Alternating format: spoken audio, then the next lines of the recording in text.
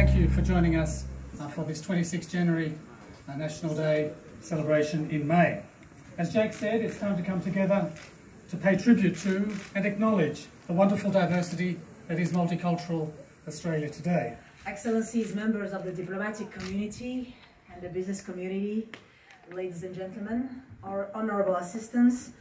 First of all, I would like to really express my gratitude to His Excellency the Ambassador for inviting us. Nous sommes heureux aujourd'hui de prendre part à la journée nationale, la fête nationale australienne, qui a eu lieu. Alors, nous remercions l'ambassade de l'Australie au Maroc pour cette invitation.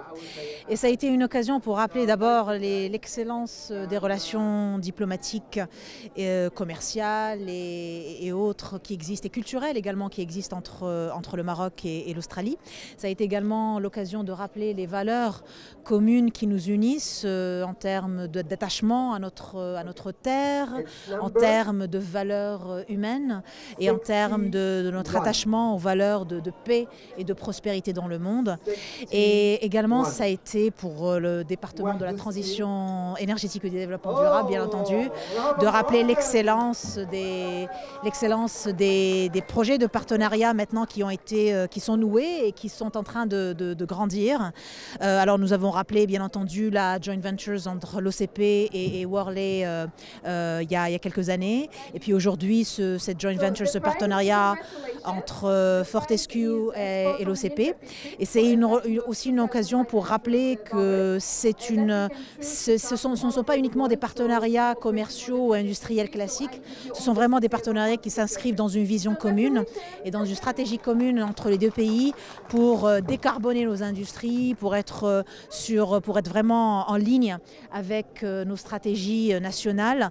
Dans le cas du Maroc, j'ai rappelé bien entendu la vision royale qui consiste à pousser la stratégie énergétique, à sortir vraiment de tout ce qui est pollution, de s'inscrire dans une dynamique progressiste dans le changement climatique et que les énergies renouvelables, l'efficacité énergétique et surtout l'intégration régionale et l'intégration dans les marchés mondiaux de l'énergie, que ce soit les électrons verts, les échanges de molécules vertes également, l'hydrogène vert, mais également le méthanol dans le transport par bateau, font partie intégrante de cette stratégie.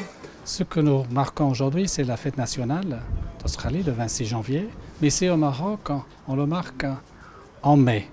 Et ce qu'on fait en Australie, c'est on reconnaît la diversité de l'Australie moderne. Et on reconnaît justement le succès, la réussite de sa version de multiculturalisme. Et bien sûr, ici au Maroc, on profite pour fêter et célébrer les relations bilatérales entre les deux pays, qui sont de longue date. Et cette année, justement, on célèbre la 47e année des relations diplomatiques. Ce que vos téléspectateurs et vos auditeurs devraient se rendre compte, c'est que l'Australie et le Maroc, nous défendons farouchement à l'échelle internationale l'ordre international fondé sur des règles. Sans les règles, il n'y aura pas de sécurité ni de paix. Et ce qui m'interpelle aussi, c'est que les deux pays, l'Australie et le Maroc, notre vocation, c'est d'être les superpuissances de l'hydrogène vert et des énergies renouvelables dans nos régions. Et ce qui vient de s'annoncer il y a 2-3 semaines, c'est le grand accord entre l'OCP et la grande entreprise australienne qui fait partie de la bourse, c'est côté le 6e, Fortescue, que vous voyez derrière moi. Alors Fortescue, c'est une grande entreprise australienne et les deux pays, enfin les deux entreprises vont assister à la décarbonisation des opérations de l'OCP. Et ce qui m'interpelle aussi, c'est qu'il y a 5 ans, en 2019, l'OCP a choisi une autre grande entreprise multinationale australienne, Worley, qui est aussi derrière moi. Et là, c'est une grande entreprise multinationale australienne des services professionnels.